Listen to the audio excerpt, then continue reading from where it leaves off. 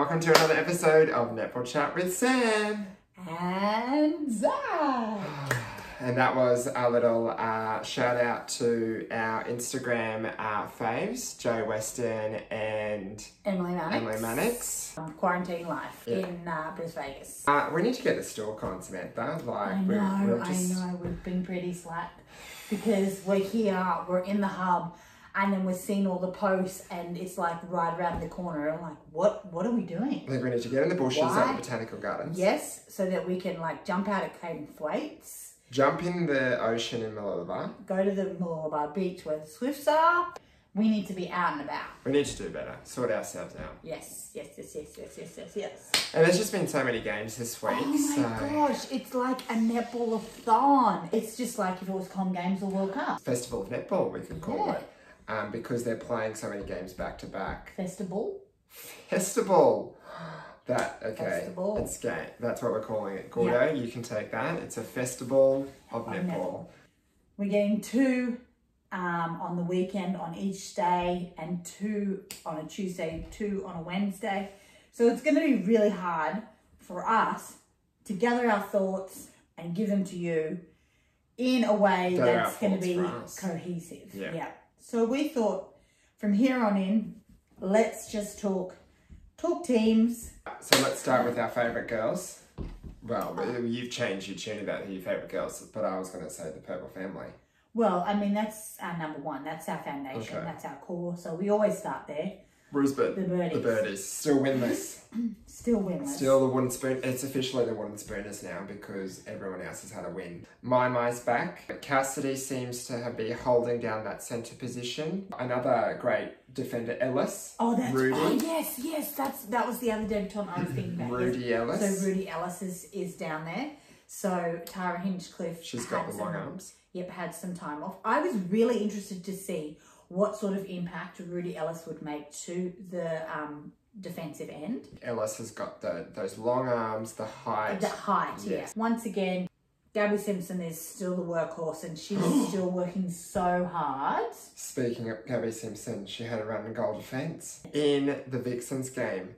So this must be something they've trialled at training because she had a bit of a run in goal defence in the third quarter. They just shoved her in there. So they tried to use Simpson's elevation and stuff like that. But and this is kudos to Phillip. Tegan Phillip just had the number over Gabby Simpson. But that was the matchup of the game. The matchup of the game was Watson on Simpson. Yeah, because then in the next game it was like Kelsey Brown or Maddie Brown and Gabby Simpson. So it's like always the matchup is that wing attack, wing defence. Who's up against Gabby Simpson this week? And Jenna just keeps improving. Like 5 intercepts, 2 in a row the other night, but she just comes across, comes out, intercept, do them. Yeah, hunting. Let's talk about the shooting circle. Dwan/Aiken seem to be the go-to. So my question to you, Sam, is why not take off Aiken when the super shot's on? Why are they keeping Aiken on? Well, they did start off the season with taking Aiken off during the super shot and putting Banter on. But at the moment it seems to be keeping Aiken on. I guess because Tipper has been putting up the super shots. So having that option of Dee under the post still works well for the 1-pointers. She did do a layup. Well, she's got to keep the vice captain Gretel kind of in the loop, doesn't she? Yeah. And at the moment they're probably using it for the rebound skills of Aiken. She might not have 100% shots on goal, but 100% the rebounds. Yeah. Right. Yeah. Lightning. I just really want to spotlight, no pun intended, there was the lightning. Pumza Maloney. Pumza is actually playing amazing. She has been getting some MVPs.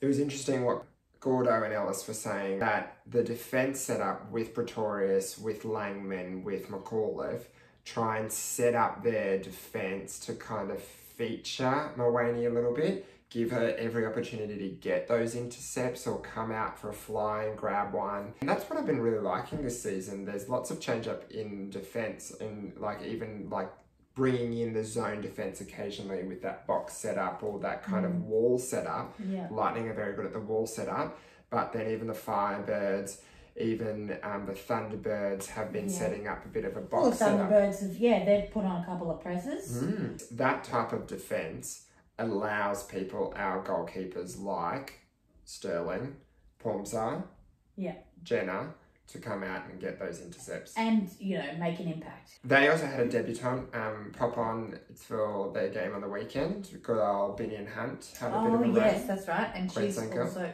Queensland girl. That was the whole controversy because Steph Wood was out for the beginning of the game. Oh, yes, and she was ruled out, worried about the knee injury. Yes. But then, shock horror, Channel 9 released it early, Facebook page, Steph Wood out. Then she comes back on just magically by the third quarter. Yeah. She's sorted. So whoever their physio is, like, we need to hire. Must have that person made some miracles happen. Holy moly. Yeah. Can we have some of that magic?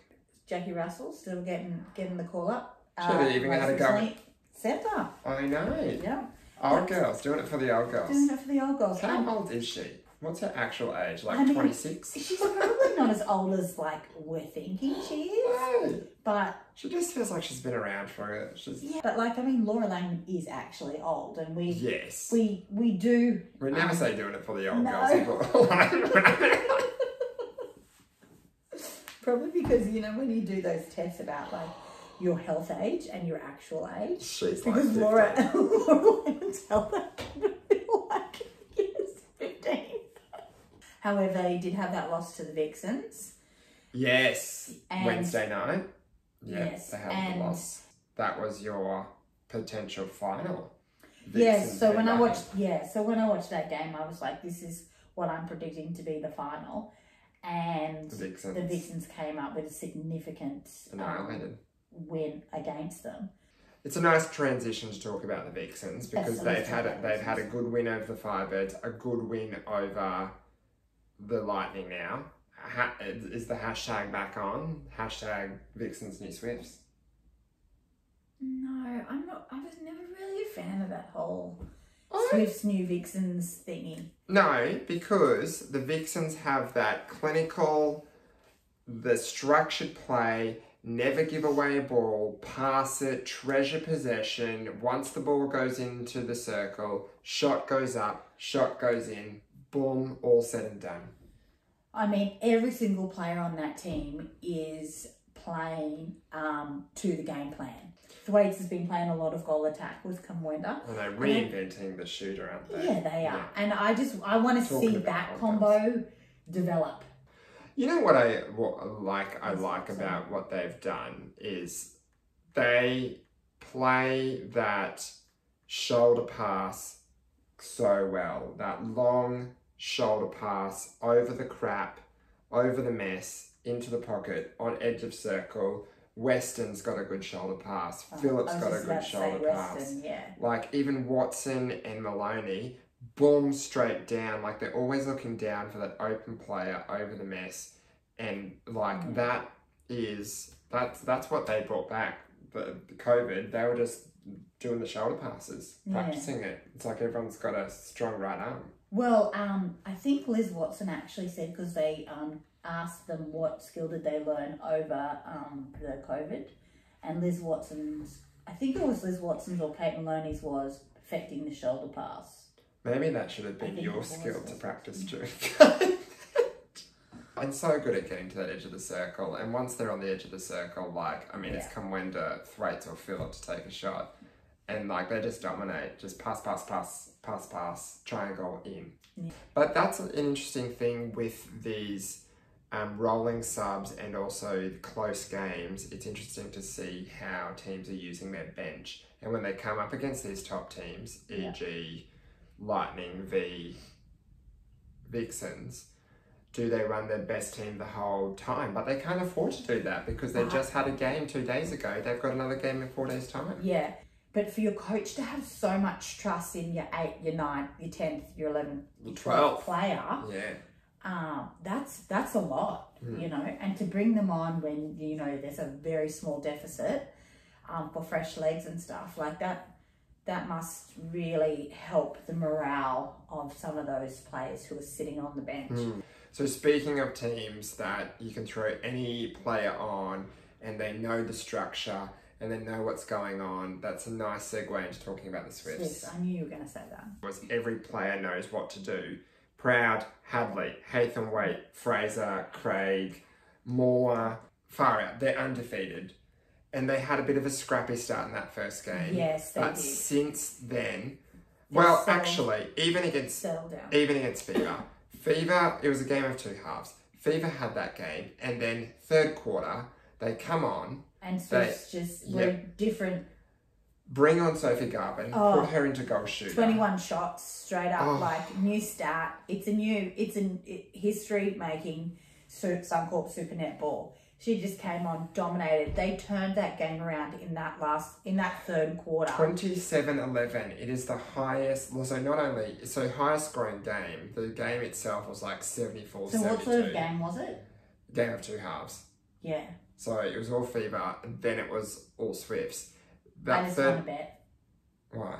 Well, because my sister and I, she bet, like, that's the first thing Zach's going to say. It's the game of two halves. That's his favourite saying. And then how about fouls, like super shots, 3 in like 3 minutes. Not even, it was less than 3 minutes. It was in the dying seconds. And just the, the team spirit that was seeping out of her. Come on. I know. She's just so... she's hilarious to watch. We got to stalk her. We got to stalk the fouls. We do the fouls. Bloomin' Lauren Moore again. Lauren Moore. She's having a cracker jag. Balls are she's just pulling balls out of the air. Maddie Turner might not have a spot when she comes back. Oh my gosh, she is playing so well. And Clou's still, working really hard down there in the end. The old Clow. Even when she plays goal defence. I'd written down Clow and Moore, 12 blooming deflections between them. Okay, so let's move on to the Fever then. Ladies in green, they're still my finals pick. Courtney Bruce still out. Olivia Lewis actually playing pretty stellar netball. She's going to make it hard for Courtney Bruce to get back on there. And Ariane, you forgot Ariane did my favourite Ethiopian. Yes. She got a good run as well. Yep, Sunday. Okay, so let's talk about the speed of Verity Charles. Oh, I was going to bring that up. I know. And you know what? She's been in the game a long time. Speaking of old girls, she's been around a long time. And she is still... Her health age must be around 14, 15 as well. Verity and Teague Neal, they are just turning, looking in, foul, go. Yeah. They're doing all the feeds, literally. It's just up to them. 25 and 30 feeds respectively. So Verity had 25 and Teague Neal had 30, like they are doing. That's the Nat Medhurst and Fowler combination of old. Because Nat Medhurst's feeds into fouls was as high as the Senegal players. Well, whatever they did in the off season, maybe they looked into the old tapes, the Nat Medhurst tapes, and they said, right, why did we make the final? Let's replicate that. The defender, Bridie Condren, had a bit of a run. Now this is a real feel good story. Yes. So Bridie Condren plays for the Ipswich Jets in Queensland State League. So when Courtney Bruce came off with her injury, Stacey Marinkovic went down to a couple of State League training sessions. Yeah. Went, boom, I want you. How about you come and train for the Fever? Yeah. Bridie got a bit of a run. This is the beauty of, being in Queensland, firstly. But secondly, I guess this opportunity to have a condensed season, 12 players. Yeah. Roll them out. I mean, she wears greens in... The Jets, yes. Jets, so, she's just staying with the colours. But yeah, it's a feel-good number. Let's go to Thunderbirds. T-Birds, ladies in pink. Okay. I'm on the pink train this season. I'm enjoying watching the Thunderbirds play. You know why? Because I'm just loving all these new players that are on their court. I am loving seeing Pocketa down there. Mm-hmm. And Georgie Georgie Hodges. Yeah. Okay. I just wanted to make sure you had it right. She's good. I told you she was good. Yeah, she is like, I think she's my Palmy of 2020. Ah, yes. Yeah, you're discovering. I'm discovering and I'm liking what I see. And you know who she reminds me of? Steph Wood. Yes. Short, agile, quick. In, out. Under the post. Not afraid to take a long bomb. Yeah, long bomb. It's all happening. I'm loving it. I'm loving what I'm seeing. Schumann had an amazing game on the weekend. Yes, she did play well. I mean, arms. And the deflection. Just Did you see the deflection? Deflection and the shot. I know. Yeah, it's my favourite. It And then, is. not only did she deflect it, but then she had the speed to collect the ball off the ground. Yeah. And, it was incredible. Speaking of the defensive end, guess who came back on the Wednesday night? Layla Gasket. Oh, one of my faves. She's back. Sasha Glasgow. So she was back too. It's like the Thunderbirds are the gift that keep on giving. Yeah, that's exactly. Now I am talking about captains that stand up. Chelsea Pittman. Yeah. You love your Verity Charles. I think watch Chelsea Pittman. Watch her just speed to the top of the circle. She got an intercept when required on Wednesday night. Her feet are like she is taking so much. Yeah. She's leading by example. That's what I'm trying to say. Yeah. She sometimes touches her every second ball. Her feet are pretty good as well. Giants. Speaking of who stood up, it was our girl Jo Harton and Seabass for her 200th game. Yes, 200th game. Yes. Yeah. Do you know she's been playing netball at that level since she was 16? Yes, because Ellis was saying, remember who she was up against, and she was up against Liz Ellis. Yeah. Yes. So 200 games. And then Moradite said, I don't know if she'll appreciate you telling everybody that. But the 200, that's an effort. That's pretty big. When you think there's like 14 games in a season. Yeah. Like, that's many years of netball. Many years under the post. Yes. Many years popping the shots up. Decade. That's over a decade. I mean, I'd like to see them perform at their best because they can play better. So I can't wait till that kicks in. But you know what I was thinking about the Giants is then they're like the Firebirds. They're not like the Swifts. They're not like the Vixens. They're a scrappier team. They're a bit more like play hard, work hard on the floor, like Parmenter's in. On the floor. I'm still on the J-Lo. Tonight on the floor, on the floor. I'm that song. Oh yeah. You know, Parmenter likes to go for the ball. Jamie Lee Price is a bloomin' workhorse, and just Pullman is just like here, there. Where's the space? Where do you want the ball? What is that? The prelim. Pullman does a lot of prelim work. Yeah, you need to watch Pullman's prelims. And then we've got the Maggies. Good old Pies. They finally got their first win against the Birdies. And speaking of people that are showing their worth I wanted to say, Nia Allen. I mean, Gabby Sinclair in goal attack has been pretty good. But this Nia Allen, literally she came on against, on the weekend, shot 6 from 6 super shots. Yeah. Then again on Tuesday night, against the Birdies, came on 4 from 4. And my favourite, good old Molly Jovic, she's been getting lots of, and she's been playing centre, wing attack, wing defence, any mid-court position, she's there. She's there, she's giving a go. Okay, so Glamazonians and Deb Glams. This week I've gone for my Glamazonian, who kind of is a veteran Deb Glam more than a Glamazonian, as in like they're still fairly new to the game. I'm going with Sophia Garvin because of her shooting stats and her impact on the court with shooting. Yeah. With those 21 goals. And then my Deb Glam goes to, I've been practicing, Georgia Hodges. Oh, yes. Yeah. Yes. Yeah. So I'm just so like super. You're all about the shooters. I am. I'm super excited to just see how she goes and develops because I think she's just amazing. So my Deb Glam and Glamazonian. So I'm a bit like you, but I'm erring on the side of she's more a debutante than a Glamazonian because she really is a debutante in this position.